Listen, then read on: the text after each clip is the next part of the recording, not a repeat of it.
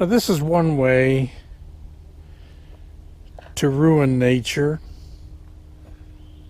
and it's a shame people have to do this.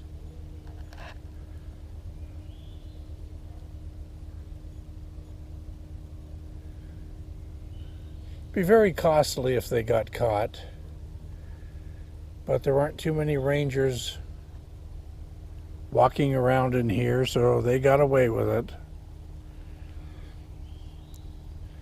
So if you see this, people, and you know who did it, or you're the one that did it, shame on you.